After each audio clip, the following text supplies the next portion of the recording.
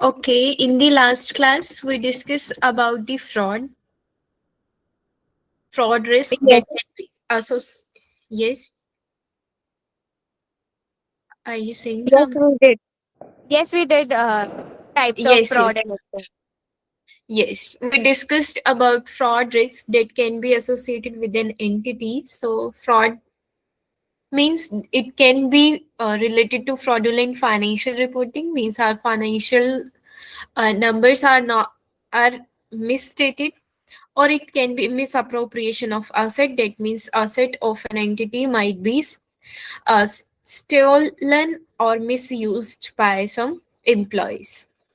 So we discussed about fraud factors that can be present, due to which a fraud can happen, which were incentives, any pressure to commit fraud, any opportunities that might be due to weak internal control, or any attitude or rationalization. Next, we discussed about procedure that help us to can detect fraud, which can be analytical procedure, any inquiries with management and others, observation and inspection, and consideration of general entries. So, next topic is written communication in audit. So, when you are accessing fraud related things or other things, so what you need to communicate. So, first of all, written communication is important because it can give you a clarity and precision. Written documentation can provide a clear and precise record of all communications. कि future में जाके कोई भी future में जाकर कोई चीज contradict ना कर रही हो तो उसके लिए हाँ रिटर्न डॉक्यूमेंटेशन आपकी इम्पोर्टेंट रहते हैं. सो देयर इज नीड कि आप रिटर्न में कम्युनिकेशन करो. It also give an accountability and transparency. Legal and professional requirement is also there कि आप रिटर्न में कम्युनिकेट करो through. It can be through engagement letter, management representation letter, audit report, any kind of deficiencies you communicate to management, TCWG. Affecting audit communication, it will depend upon complexity of information. If the information is more complex, the greater the need for the clear, concise, and precise communication. Timeliness means it will depend upon how crucial is a matter. अगर आपको लगता है कोई matter बहुत crucial है, immediate communication करना जरूरी है, then you should do that. Relevance, the information you are communicating should be relevant. कि आप कोई irrelevant information communicate ना करो because it will waste your time and as well as the other person time also. Next, comprehensibility means जो भी आप language use करो that should be understand by the recipient. Format and structure should be appropriate. Feedback mechanism means there should be a mechanism for receiving and addressing feedback.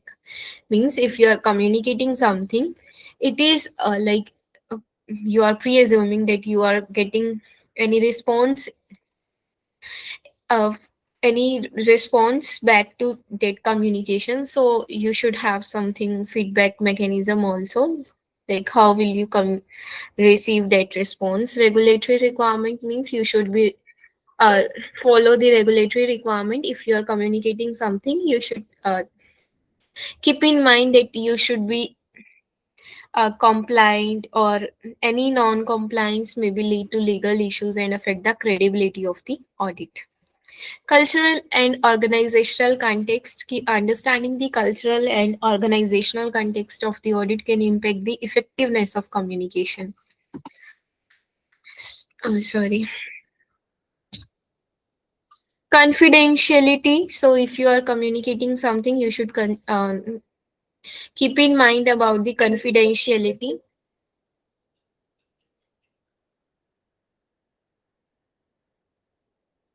Technology and medium. The medium of your communication should be like effective. If you are communicating something in writing or orally, then communication should be effective. Next is steps to take if inadequate communication cannot be resolved. So if your communication is not adequate or the issue is not resolving, then you can what you can do, you can accelerate escalation to higher authorities. Like if you have discussed certain issue with management and management is not resolving that issue, then you can go to the higher authorities or higher level of management, TCWG also. Formal meetings, you can arrange some formal meetings to discuss the communication issue in detail. This provide an opportunity for both parties to clarify their position and find a resolution. Then is third party mediation. You can engage in third party mediator, means you can engage some third party which can resolve your issues.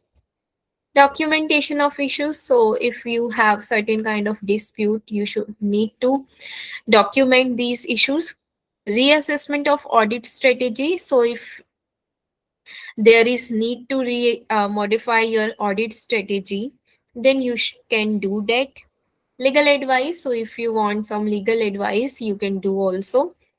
Withdraw from the engagement, so if you are thinking that means कि कोई भी मतलब आपका solution work नहीं कर रहा, तो then you can also withdraw from that engagement. Next is documentation of oral communication. So if you are using any oral kind of communication, then you need to document these kind of things like meeting minutes. So if you are doing some kind of meetings, then you need to document about minutes of meeting, date, participant, and main discussion point and any decision made. Call logs. So if you are like confirming something or like communicating something on call, then you need to maintain logs of telephone call or video conferences, noting the key topic discussed and any agreement or action decided upon. Follow up emails means if you are communicating through email, then send follow-up email summarizing the key point discussed orally. Sorry, if you are communicating something in orally, then you can send a follow-up email that can contain the point you discussed in your oral communication. Internal memos, audit working paper, use of technology. So if you are using any internal memos, you can create some internal memos that will document the significant oral communication. Any audit working memos paper. क्या होता है? Hmm. Memos क्या होता है? Internal memos. Internal memos means कि document ही कि आप like if you have communicated something internally कि विद इन दी एंटिटी आपने किसी से बात की है, तो उसके रिगार्डिंग आप इंटरनल मेमोज क्रिएट कर सकते हो ओके. कि जो भी जिस दिन आपने किसी से बात की, इंक्वायरी की, और किससे मतलब इंक्वायरी की, और उस इंक्वायरी में आपने क्या डिस्कस किया, तो you can document that also. You can use technology tools like voice recording or transcription services to accurately document oral communications. So I think this was also coming in our previous class about the documentation and all. हाँ, मतलब किया हुआ था. Yes. तभी मैंने मतलब थोड़ा सा फास्ट किया इसे, बिकॉज सेम थिंग बार बार करेंगे तो फिर थोड़ा सा हमारी इफेक्टिवनेस कम हो जाएगी. ओके. यस. ओके. क्योंकि अभी सिलेबस काफी है आपका. Next, our topic is audit and assurance quality. So, if you are a CPA firm and you are providing the audit or assurance services to your clients, so it is necessary now you should maintain some kind of standards. Oh, There are certain kind of like standards related to your auditor that you already discussed about the audit AICPF professional code of conduct. These standards were related to the auditor कि अगर एक auditor audit करना चाहता है तो उसे क्या क्या स्टैंडर्ड फॉलो करने की जरूरत है. You already discuss the standards, but एक ऑडिट फर्म को क्या क्या स्टैंडर्ड्स फॉलो करने हैं that is also given by the AICPA, because AICPA has given these standards to ensure that the firm which is doing audit or assurance, they should provide high quality audit. They should have effectiveness in their work. So in order to adhere these standards, AICPA has given quality control standards which should be followed by a CPA firm. In order to maintain a system of quality control, like to provide the reasonable assurance that the firm has complied with professional standards and whatever the services they are providing, that will be effective. So what are these standards? So basically, these standards are given by AICPA. First of all is leadership responsibility for quality within the firm. So if a firm is providing any audit or assurance kind of service, then there is need that there should be a leadership present in the firm. The leadership will be responsible for promoting a culture that emphasizes quality in all engagement. कि ऐसा नहीं कि आपको कोई भी work मिला है तो आप उसे लाइक स्पीडीली करके दे दो कि चाहे वो इफेक्टिव है भी या नहीं है. There should be certain leadership कि जो क्या करें आपकी फर्म के अंदर एक प्रॉपर क्वालिटी स्टैंडर्ड्स को फॉलो करवाएं. नेक्स्ट इज तो ये रेलेवेंट. सारे जो क्या? एक सेकेंड, ये जो स्टैंडर्ड्स है सारे, तो यस. इसका कोई सेक्शन या कुछ है जिससे हमें याद रखना है या सिर्फ स्टैंडर्ड्स के नाम याद रखना है? नई स्टैंडर्ड्स के नेम याद रखते हैं, that will be enough. Okay. Yes, quality control standards क्या है? जैसे ऑडिटर के लिए आपके स्टैंडर्ड्स थे ना, प्रोफेशनल कोड हाँ ऑफ कंडक्ट, ऐसे ही आप आपकी सीपीए फर्म के लिए स्टैंडर्ड्स हैं. क्योंकि हाँ आपकी सीपीए जो भी आप रिपोर्ट इशू कर रहे हो कि उसकी लाइक क्वालिटी मेंटेन रहे, कि ऐसा ना हो कि पर्सन जो उस पर रिलायबल कर रहे हैं उन मतलब वो जो रिलायबल कर रहे हैं उस रिपोर्ट पे, वो रिपोर्ट आपकी इफेक्टिव ही ना हो, कि आपने अपनी ऑडिट ही नहीं ढंग से परफॉर्म करी. तो उसके लिए एआईसीपी ने क्या स्टैंडर्ड्स दे रखे हैं कि आप जो भी ऑडिट या इंश्योरेंस परफॉर्म कर रहे हो उसके लिए आपको कुछ स्टैंडर्ड्स अपनी फॉर्म में मेंटेन करने पड़ेंगे. ओके, समझा. First of all is leadership responsibility, means कि जो पर्सन टॉप पर हैं they should establish certain kind of policies and procedures related to the internal culture within the entity. They should perform oversight role. They should like prepare any policies for quality control and ensuring that these are communicating and understood throughout the firm. For example, they can prepare their procedure regarding audit documentation की जो भी documentation है वो किस according prepare करने हैं, and they should communicate this to the their engagement staff and like also can oversight them. Next is relevant ethical requirements. So firm should follow ethical requirement, means if they are providing the audit and attestation services to their client, then they should consider their independence with respect to that client, integrity, any objectivity. So these standards should be keep in mind when you are providing your services. Also, at least annually, there will be a written confirmation of compliance from the firm personnel. Next is acceptance and continuance of client relationship and specific engagement. So if you want to if you want to audit a client in the next year also, like if you are getting any audit engagement from your previous client, or if you are accepting any new engagement, then there should be certain kind of procedure on the basis of which you are accepting that engagement. So अगर आप new audit means new client की audit करना चाहते हो, या previous client की audit आप दोबारा से करना चाहते हो, मीन्स नेक्स्ट ईयर में भी करना चाहते हो, तो उसके लिए आपके सर्टेन स्टैंडर्ड्स होने चाहिए कि on the basis of which standard आप ये डिटरमिन करो कि आपको वो एक्सेप्ट करनी है या नहीं करनी, या कंटिन्यू रखनी है या नहीं रखनी. Okay.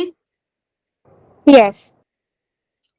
Next standard is human resources, कि जो भी आप फर्म एक पर्सनल. सेकंड पीछे जाना ना, लास्ट स्लाइड पे. ओके.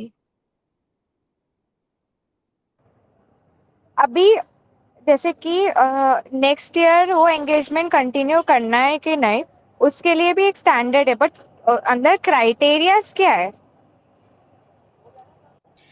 ओके. सो क्राइटेरियाज बेसिकली जब भी आप ऑडिट एंगेजमेंट एक्सेप्ट करते हो, तो आपके स्टैंडर्ड्स है ना कि आपको ये देखना है कि आप इंडिपेंडेंट हो या नहीं विद रिस्पेक्ट टू क्लाइंट, आपकी क्लाइंट की मैनेजमेंट इंटीग्रिटी फॉलो कर रही है या नहीं, या आपके पास सफिशिएंट स्टाफ रिसोर्सेज अवेलेबल है या नहीं.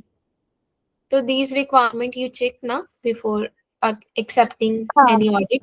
अच्छा मैडम, वो ही चेक करते हैं. यस. सो उसके रिगार्डिंग मीन्स प्रोसीजर होने चाहिए कि किस बेसिस पर आपको एक्सेप्ट करना है या कंटिन्यू करना है. Okay. Yes. Human resources means कि the people working in your firm should be capable, competent enough, or they should be committed to the ethical principle. So they have proper knowledge, proper experience, proper capabilities, और proper ethics values भी होने चाहिए उनमें. Next is engagement performance. So you should have policies and procedure to ensure that engagement are consistently performed in accordance with the professional standard and regulatory and legal requirement.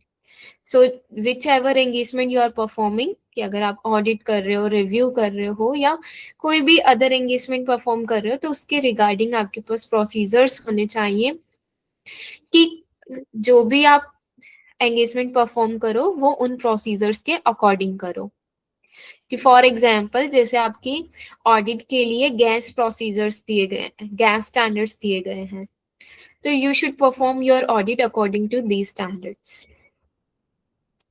Next is monitoring. So अगर आपके staff में जो भी work हो रहा है, तो there should be ongoing monitoring also, कि जो भी वर्क कर रहे हैं इवन ड्यूरिंग द ऑडिट, आपकी जो भी एंगेजिंग पार्टनर होता है वो ओवरसाइट रोल परफॉर्म करता है. मीन्स ही विल लुक कि जो भी एविडेंसेस आप गैदर कर रहे हो वो प्रॉपर है या नहीं.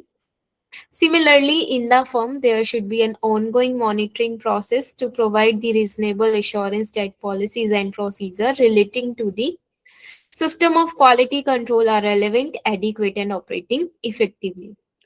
So, ये नहीं कि पॉलिसीज और प्रोसीजर्स बनाकर रख दिए, बल्कि उनकी मॉनिटरिंग भी होनी चाहिए कि क्या वो एक्चुअल में फॉलो हो रहे हैं या नहीं हो रहे. Done. Yes, So these understood. standards given by AICPA for a CPA firm. Next समझा. is engagement partner responsibility. So in engagement आपकी जब भी आप कोई एंगेजमेंट परफॉर्म कर रहे हो, उसमें स्टाफ के साथ साथ एक लीडर तो बनाएंगे ना. तो that is the engagement partner, कि जो बेसिकली आपका ऑडिट परफॉर्म नहीं कर रहा, बल्कि जो पर्सन ऑडिट परफॉर्म कर रहे हैं ही विल ओवरलुक देम. सो नहीं नहीं व्हाट. नहीं समझा. वापस वापस. Okay, so engagement partner is means the head. Okay, कि जो ऑडिट नहीं परफॉर्म कर रहा, बल्कि जो पर्सन ऑडिट परफॉर्म कर रहे हैं वो उनके वर्क को देखेगा. ठीक है. बेसिकली रिव्यूअर मतलब, क्या? रिव्यूअर ऐसा बोल सकते हैं ना, अगर जैसे कि यस मैं यस एक यस आर्टिकल हूँ, मैंने ऑडिट किया बट मेरे जो सीनियर है उन्होंने चेक किया।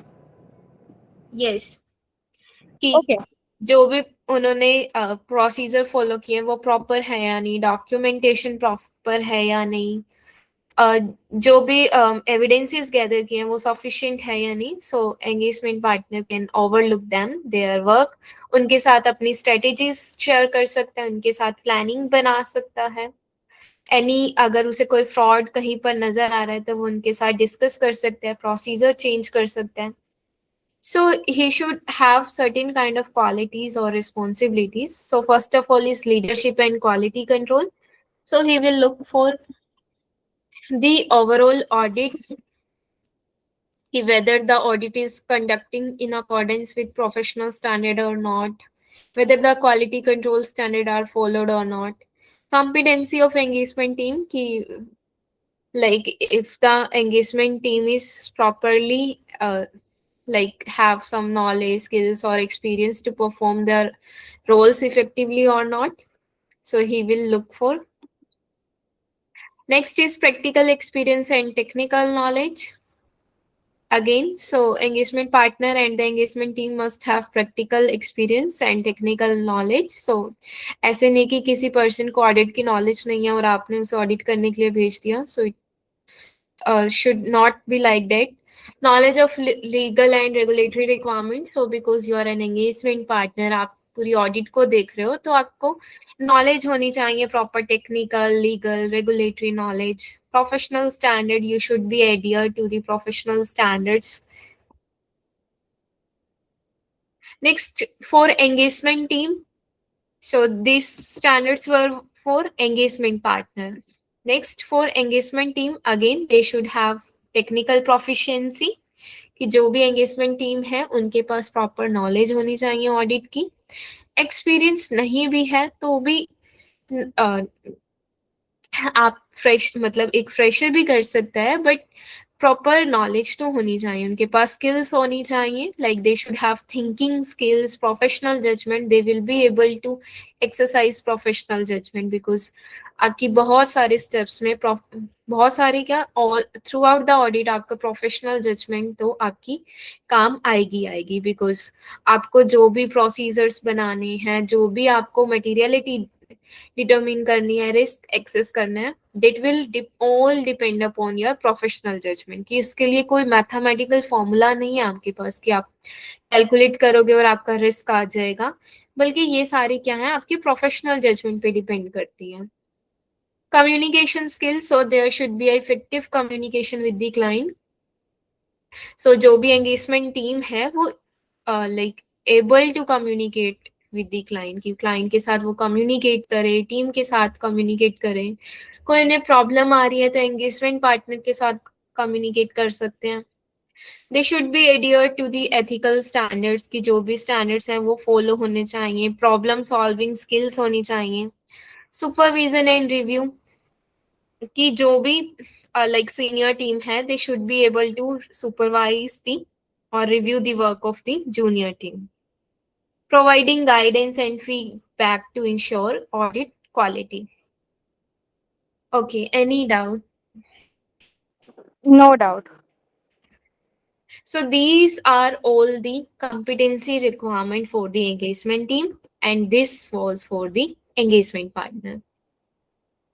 So I think कॉमन ही है कुछ, मतलब बहुत ज्यादा टफ नहीं है ये चीज. हाँ, इतना वो नहीं था। Hmm. Next is independence requirement. So if you are performing the audit, you should be independent of the client. Independence will be in both fact and appearance.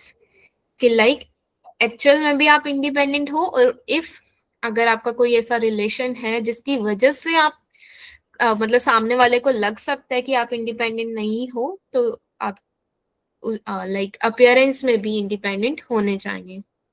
Means you should not have any financial interest.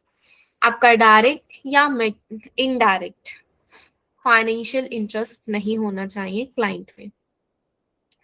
ठीक है, आपका indirect immaterial interest चलेगा, लेकिन अगर आपका direct है तो it will it will impair your independence, or if you have a material indirect interest that can also impair your independence. Next, नॉ कॉन्फ्लिक्टिंग रिलेशनशिप मीन्स आपका क्लाइंट के साथ कोई रिलेशनशिप नहीं होना चाहिए। फॉर एग्जाम्पल कि ये तो था फाइनेंशियल इंटरेस्ट कि आपका क्लाइंट में कोई हो सकता है आपने इन्वेस्टमेंट कर रखी हो, आपने शेयर्स होल्ड कर रखे हो। रिलेशनशिप मीन्स कि आपका क्लाइंट के साथ कोई रिलेशनशिप नहीं होना चाहिए। Means for example your wife is the CEO of client, तो फिर वो आपका कॉन्फ्लिक्टिंग आ जाएगा, तो उस केस में आपकी इंडिपेंडेंस अफेक्ट होगी। कॉम्प्लाइंस विद इंडिपेंडेंस स्टैंडर्ड, कि जो भी स्टैंडर्ड्स बनाए गए हैं related to independence, you should be compliant to that. And monitoring, the firm should have the system in place to monitor and enforce compliance with the independence requirement. तो जो भी CPA firm है, they should have some monitoring कि जो भी उनके engagement team है वो client के respect में independent हो। Clear? Because independence will help you to will make your report will be more reliable, more credible. Yes, understood. Okay. Next is audit of issuers. So if you are doing the audit of issuers, then जो भी framework है आपका वो PCAOB और SEC setup करती है। I think we already discuss this. आपकी आवाज ब्रेक हुई। हाँ, मैं ये बोल रही थी कि audit of issuers, this was I think we already discussed कि जो भी इशूअर्स हैं उनकी ऑडिट के लिए प्रोफेशनल स्टैंडर्ड्स और ऑडिट स्टैंडर्ड्स वो is issued by PCAOB, Public Company Accounting Oversight Board, and also certain guidelines are also issued by the SEC, Security and Exchange Commission. So PCAOB is formed as a result of Sarbanes-Oxley Act in 2002. According to this act, PCAOB, Public Company Accounting Oversight Board, this board was set up to overview the CPA firm which are actually doing the audit of issuers. They establish audit standard as well as the quality control standards related to the audit or attestation services which an issuer need to follow, or which the auditors of issuer need to follow. Then PCAOB standards and Sarbanes-Oxley standards. So PCAOB standard that auditor must follow when conducting the audit of issuer. Again, same thing, Sarbanes-Oxley Act requirement, that under Sarbanes-Oxley Act, what happened that certain requirements were made for the auditors, like for issuers के लिए जो भी audit करेंगे उनके लिए मोर स्ट्रिक्टेंट requirement बनाई गई related to independence. Client के लिए मींस इशूअर्स के लिए और उनके ऑडिटर्स के लिए रिस्पॉन्सिबिलिटी इंक्रीज की गई। फॉर एग्जाम्पल मैनेजमेंट के लिए इंटरनल कंट्रोल रिगार्डिंग रिस्पॉन्सिबिलिटी बढ़ाई गई, एंड ऑडिटर के लिए ICFR रिगार्डिंग कि जो भी आप फाइनेंशियल रिपोर्टिंग पर ऑडिट देते हो उसके अलावा आपको इंटरनल कंट्रोल्स पे भी ऑडिट करनी है। और कुछ पेनल्टीज बनाई गई कि अगर आप कोई मिसलीडिंग या फ्रॉडुलेंट फाइनेंशियल रिपोर्ट प्रिपेयर करते हो तो फिर उस केस में आपकी कोई कुछ पेनल्टीज भी लगती हैं। एक डाउट है, तो सेक्शन यस 404 जो है फॉर ये जो लिस्टेड कंपनीज है, यस इशूअर कंपनीज, तो उसमें अगर एज एन ऑडिटर मैं उनकी फाइनेंशियल रिपोर्टिंग तो कर ही रहा हूँ, साथ साथ में मुझे इंटरनल कंट्रोल भी चेक करना है, हाँ, ये रूल है। यस ये इशूअर के लिए मैंडेटरी बनाए गए हैं कि ओके, तो आपको। अगर मैं, हाँ, यस, नहीं बोलो बोलो। नहीं आप बोलो क्या डाउट है। मतलब अगर इफ मैंने एंगेजमेंट लेटर बनाया उसमें लिखा कि मैं सिर्फ फाइनेंशियल रिपोर्टिंग का सर्विस ही प्रोवाइड कर रही हूँ, तो बाय डिफॉल्ट वही है ना कि इंटरनल कंट्रोल भी चेक करना ही है मुझे? यस करने हैं, और एंगेजमेंट लेटर में आप मेंशन भी करोगे। Okay. Yes.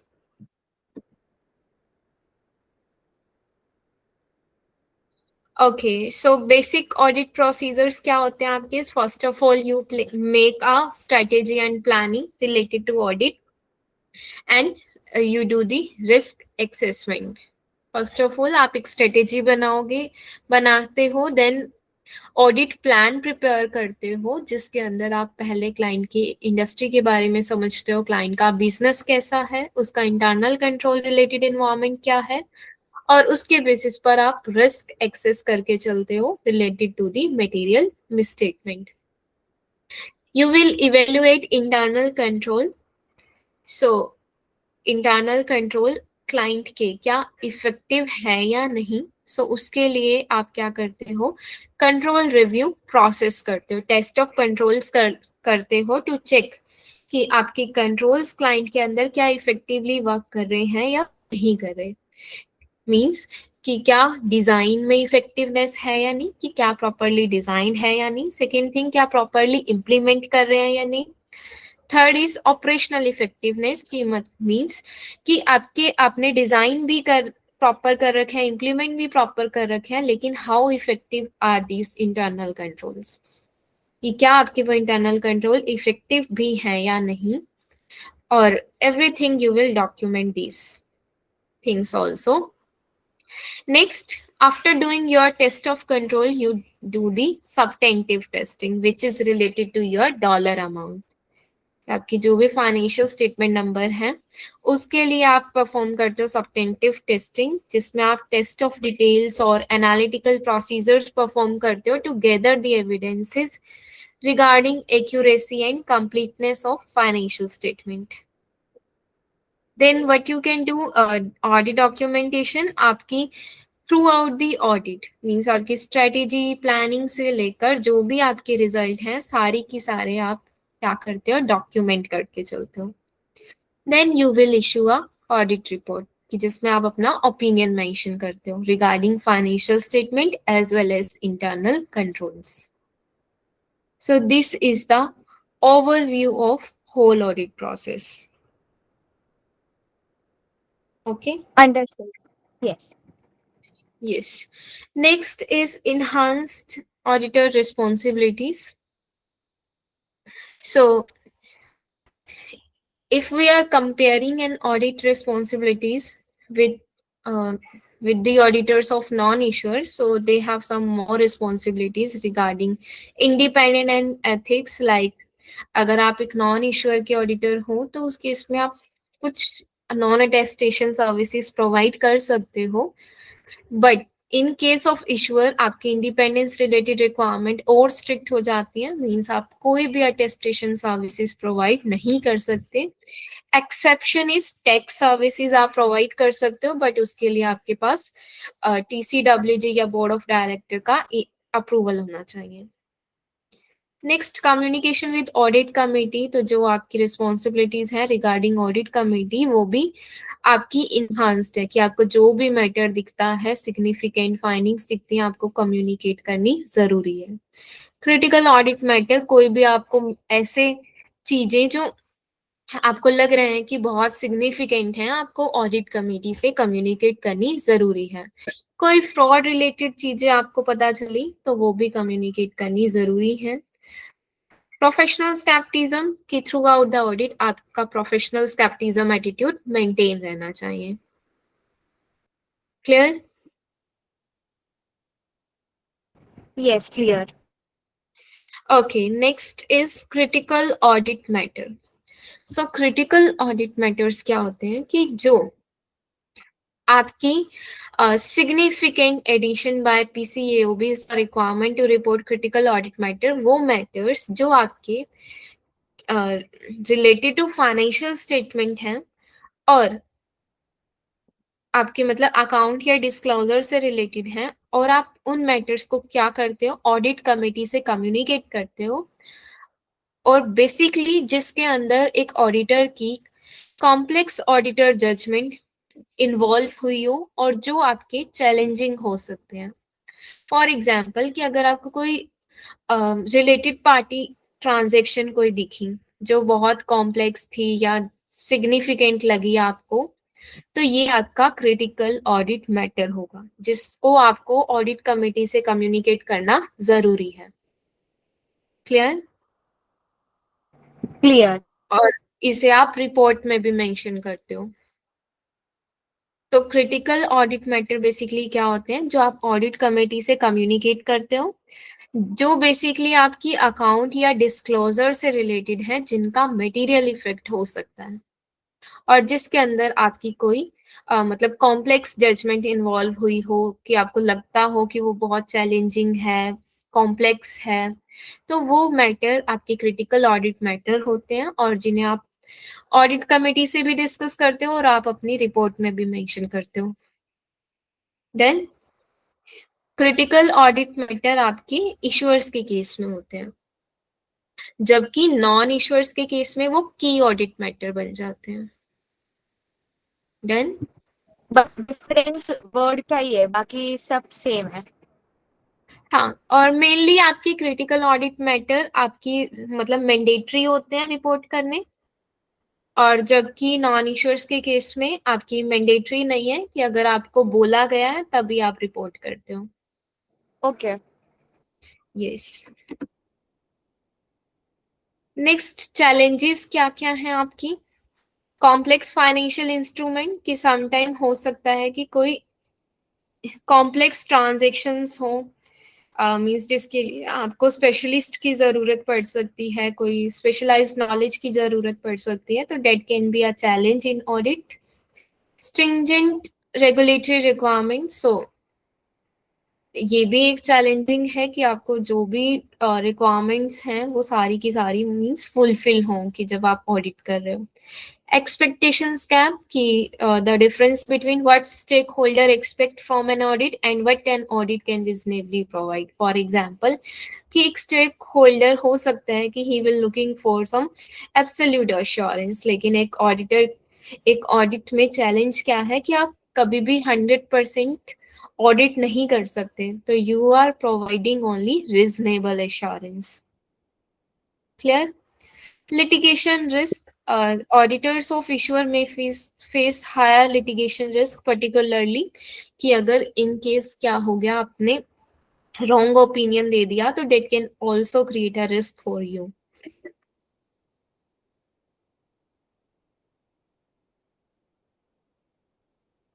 Hello. Yes, clear? नहीं, आपकी आवाज बीच में चली गई। Litigation risk तक मतलब मैंने समझाया आपको, क्लियर हुआ या नहीं? हेलो। हेलो? हाँ, अभी अब मुझे आपकी आवाज आ रही है।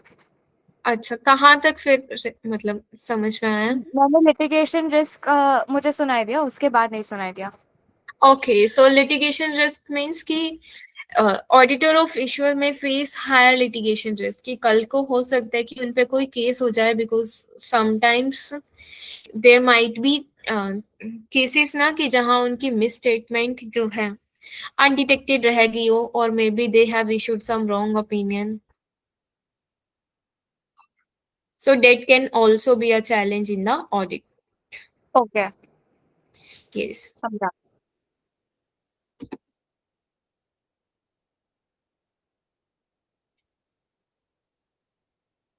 Okay, next is if you are doing a government audit. तो अगर आप किसी ऐसी एंटिटी की ऑडिट कर रहे हो जो basically government related fund use करती है, और if you are conducting audit of government entities, any program activities that are basically like have government assistance, तो उसके लिए अब आपको कौन सा स्टैंडर्ड फॉलो करना है और क्या क्या रिक्वायरमेंट्स होती हैं। So basically for government audit, we have the standards generally accepting government auditing standards, which is also known as yellow books. It is issued by GAO, Government Accountability Office. So according to these standards, आपकी इन standards के अंदर gas standards तो cover होते ही हैं, कि जो भी आपकी गैस स्टैंडर्ड्स है ना, कि training and proficiency, independence, professional care, internal control और कॉरपोरेटिव एविडेंसेस। तो उन 10 स्टैंडर्ड्स के अलावा आपके और स्टैंडर्ड्स क्या हैं इसके अंदर?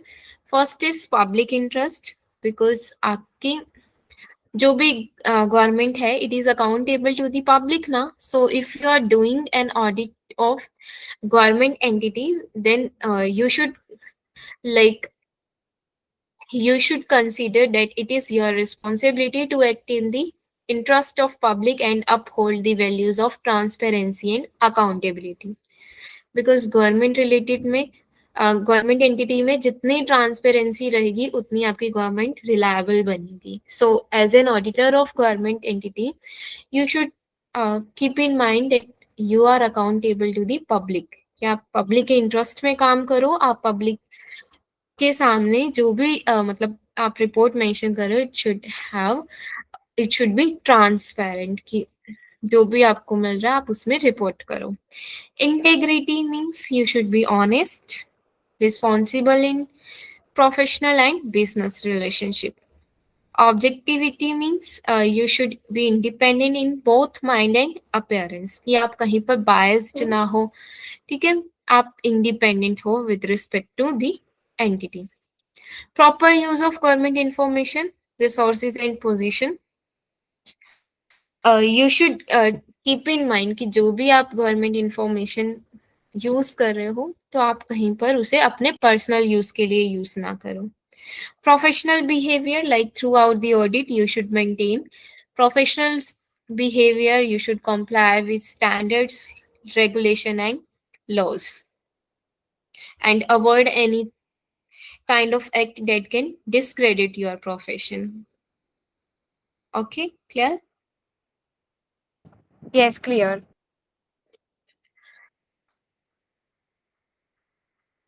Next, again, if you are doing government audit, you need to be independent from any personal, external, organizational impairment to maintain objectivity and impartiality, कि कहीं पर आप पार्शियल ना मीन्स पार्शियल ना हो, कहीं पर आप भेदभाव ना करो.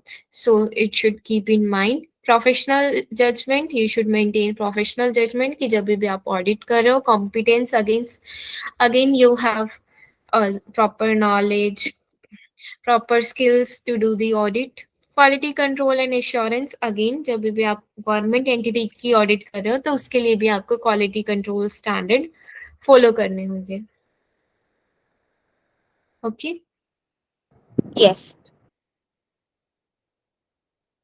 अगेन गवर्नमेंट एंटिटी के लिए हम फाइनेंशियल ऑडिट कर सकते हैं, अटेस्टेशन एंगेजमेंट परफॉर्म कर सकते हैं, performance audit. Financial audit means कि लाइक जो भी उनकी फाइनेंशियल स्टेटमेंट है उसके रिगार्डिंग आप ऑडिट कर रहे हो, उस पर ओपिनियन दे रहे हो कि क्या वो फाइनेंशियल स्टेटमेंट आपकी फेयरली स्टेटेड है या नहीं है. अटेस्टेशन मीन्स कि अपार्ट फ्रॉम ऑडिट आप कोई और सर्विसेज दे रहे हो, फॉर एग्जांपल आप एग्जामिन कर रहे हो, रिव्यू कर रहे हो, या एग्रीड अपॉन प्रोसीजर कर रहे हो, तो you can also perform that. Performance audit means कि जो भी आपकी गवर्नमेंट कोई प्रोग्राम रन कर रही है, तो वो प्रोग्राम आपका कितना इफेक्टिव हुआ, या उस प्रोग्राम में आपका जो भी फंड था वो कितना यूज हुआ और प्रॉपर उन्होंने रिपोर्ट किया है या नहीं, तो उसके रिगार्डिंग आप ऑडिट कर सकते हो. Clear? Yes, understood. Okay. Again audit process क्या रहता है आपका गवर्नमेंट एंटिटी में? फर्स्ट सेम, आपको प्रॉपर प्लानिंग बनानी होगी, एंटिटी के बारे में समझना पड़ेगा, रिस्क एक्सेस करना पड़ेगा, आपके पास प्रॉपर स्ट्रेटेजीज और प्लान होने चाहिए. नेक्स्ट इज जब आप फील्ड वर्क कर रहे हो, मींस जब आप ऑडिट कर रहे हो एक्चुअल में आप क्लाइंट के प्लेस पर, तो उस टाइम पे जो भी आप एविडेंसेस गैदर कर रहे हो वो प्रॉपर सफिशिएंट होने चाहिए, आपके एविडेंसेस अप्रोप्रिएट होने चाहिए, रिलायबल होने चाहिए. इंटरनल कंट्रोल की जो भी आप इफेक्टिवनेस चेक कर रहे हो, इंटरनल कंट्रोल्स की कंप्लायंस चेक कर रहे हो कि क्या entity rules and regulation follow कर रही है या नहीं, तो ये सारी चीजें आपको ड्यूरिंग दी फील्ड वर्क करनी होंगी। देन जब आप ऑडिट रिपोर्ट प्रिपेयर करते हो तो वो ऑडिट रिपोर्ट में आपको अपना ओपिनियन रखना होता है, और जो भी आपको फाइंडिंग्स या कंक्लूजन आप देना चाहते हो you should mention in the audit report. तो डेट मीन्स आपकी रिपोर्ट प्रॉपरली क्लियर होनी चाहिए, कंप्लीट होनी चाहिए और कंसाइज होनी चाहिए। ओके, फॉलो अप मीन्स कि अगर आपको अपनी रिपोर्ट इशू करने के बाद या फिर आपने कोई सजेशंस दिए कि जिसके लिए आपको करेक्टिव एक्शन चाहिए एंटिटी से, तो वो एंटिटी ने करेक्ट किया या नहीं किया वो भी आपको लाइक इंश्योर करना चाहिए कि एंटिटी वो कर रही है या नहीं। देन क्वालिटी एश्योरेंस, अगेन अगर आपकी फर्म कोई ऑडिट सर्विसेज प्रोवाइड कर रही है तो you should maintain the quality standards.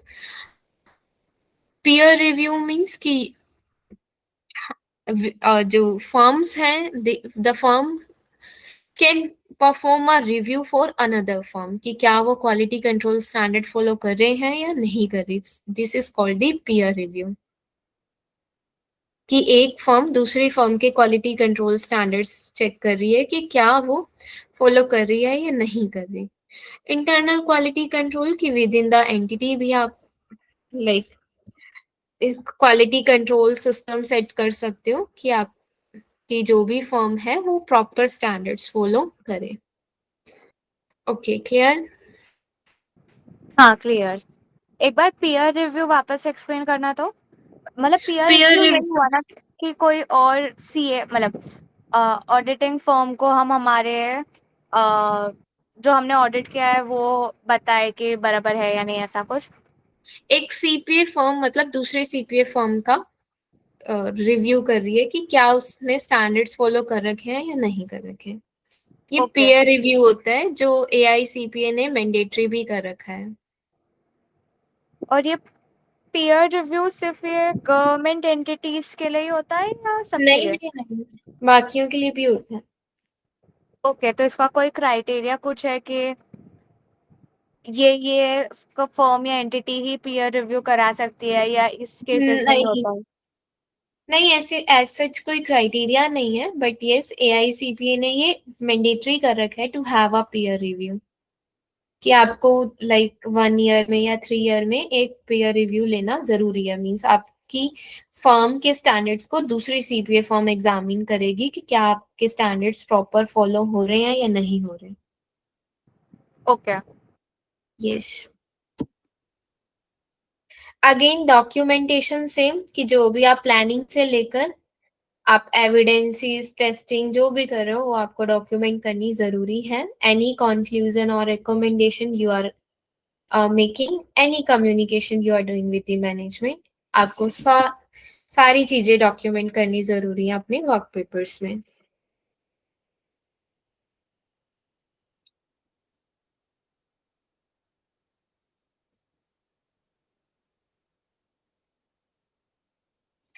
Again challenges क्या क्या आ सकते हैं अगर आप गवर्नमेंट ऑडिट कर रहे हो? Complexity means there might be some government programs और ऑपरेशन जो आपकी कॉम्प्लेक्स हो सकते हैं। सो वो कॉम्प्लेक्सिटी आपके लिए चैलेंज लाइक क्रिएट कर सकती है। Any regulatory compliance related, because government entity के लिए हो सकता है कि वाइड रेंज ऑफ लॉज और रेगुलेशंस हो, तो वो आपके लिए एक चैलेंज फॉलो कर सकते हैं। रिसोर्स कॉन्स्ट्रेंट, बिकॉज हो सकता है आपकी एंटिटी गवर्नमेंट रिलेटेड एंटिटी बहुत ज्यादा बड़ी हो, कॉम्प्लेक्स हो, तो उसके रिगार्डिंग आपके पास प्रॉपर रिसोर्सेज स्टाफ है या नहीं, that can create a challenge for you. Stakeholder expectations, because आपके यहाँ पर जो भी यूजर्स हैं they are wide in range, कि वो गवर्नमेंट ऑफिशियल्स भी हो सकते हैं, लेजिस्लेटर भी हो सकते हैं, पब्लिक भी हो सकते हैं, एंड उनकी डिफरेंट एक्सपेक्टेशंस आपके लिए चैलेंज क्रिएट कर सकती हैं। क्लियर? हाँ, clear. Again, quality control for other engagement. So these standards for the, अगर आप ऑडिट के अलावा दूसरी एंगेजमेंट परफॉर्म करते हो तो उसके लिए भी आपकी क्वालिटी कंट्रोल स्टैंडर्ड्स बनाए गए हैं, but they are exactly same. Done. कि आपकी जो भी फर्म है सीपीए फर्म, उसमें वो इंडिपेंडेंट होनी चाहिए विद रिस्पेक्ट टू क्लाइंट। उसके अंदर जो भी आप पीपल हायर कर रहे हो वो कॉम्पिटेंट होने चाहिए, उन्हें प्रॉपर ट्रेनिंग होनी चाहिए, स्किल्स होने चाहिए। जो भी आपकी मीन्स एंगेजमेंट आप परफॉर्म करते हो उसके रिगार्डिंग प्रॉपर पॉलिसीज होनी चाहिए, प्रोसीजर्स होने चाहिए, और उनको लाइक प्रॉपर कम्युनिकेट करना भी जरूरी है, which is the leadership responsibility. और नेक्स्ट इज कि जो भी ये स्टैंडर्ड्स हैं वो फॉलो हो रहे हैं या नहीं, तो उसके लिए एक मॉनिटरिंग प्रोसेस होना चाहिए।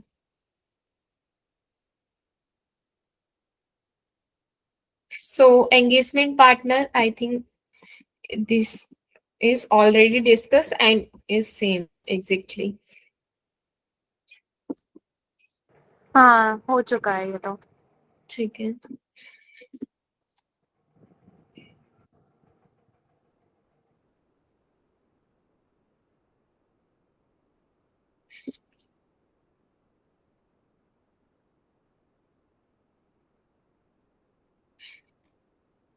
ठीक है, ये एमसीक्यूज हैं।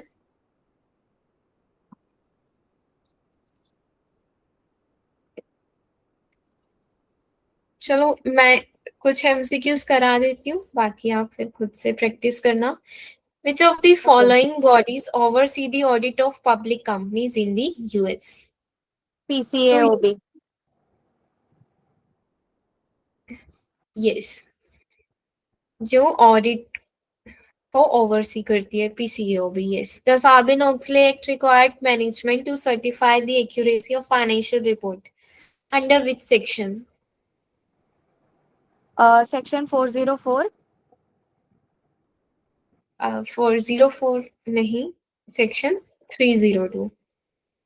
Okay. Yes. What is critical audit matter?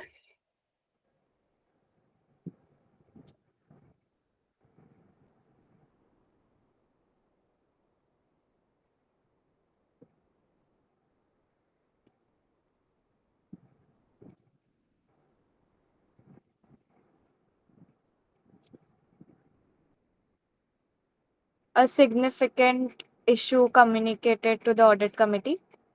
Yes, critical audit matter are the significant issue that you communicate to the audit committee. Next is which is not a principle of government auditing standard.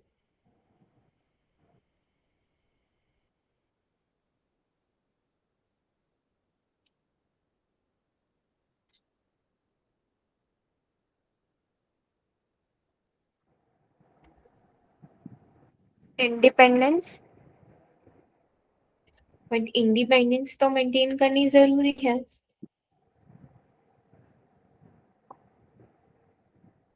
Integrity. No, confidentiality. क्यों? क्योंकि यहाँ पर आप क्या करते हो कि जो भी आपको फ्रॉड रिलेटेड चीजें मिली हैं आप उसे रिपोर्ट भी कर सकते हो एक्सटर्नली। ये मैंने आपको पहले भी बताया था जब हम कम्युनिकेशन डिस्कस कर रहे थे हाँ। प्रीवियस क्लासेस में। क्योंकि गवर्नमेंट एंटिटी में क्या होता है, क्योंकि उन्होंने गवर्नमेंट फंड यूज किया हुआ है। देखो, गवर्नमेंट फंड यूज किया हुआ है तो उस केस में अगर आपको लगता है कि कोई पर्सन अपनी पोजीशन का मिस यूज कर रहा है, क्योंकि होता है ना कि जो पीपल हायर पोजीशन पे हैं तो maybe they are misusing their authority और पोजीशन, और अगर आपको कोई फ्रॉड भी दिखता है तो आप उसे डायरेक्टली रिपोर्ट कर सकते हो कि जो भी फंड दे रही है एंटिटी, उस एंटिटी को, जो भी एजेंसी उसे फंड दे रही है एंटिटी को, आप उनके ऑफिसर्स को रिपोर्ट कर सकते हो। क्लियर? ये गवर्नमेंट ऑडिट में आएगा, वो जब हम डिटेल में डिस्कस करेंगे।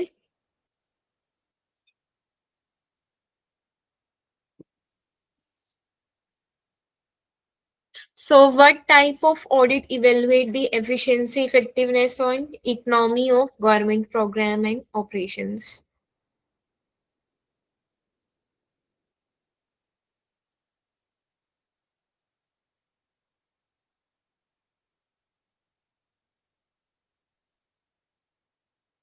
Yes. आप हाँ अभी दिख रही है। गवर्नमेंट प्रोग्राम की ऑडिट करते हो तो that will be called as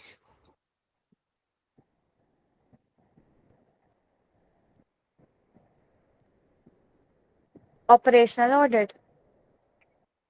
no program की ऑडिट की प्रोग्राम आपका प्रॉपर हुआ या नहीं इफेक्टिव रहा या नहीं तो that is come performance under audit. performance audit. Yes.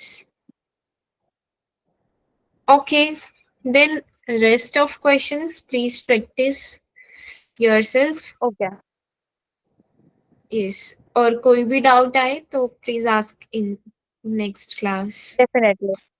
Yes, एक बार रिवाइज ओके करना, कोई भी डाउट आए तो हाँ पूछ लेना. ठीक है, फिर स्टॉप करते हैं यहीं पर. ओके।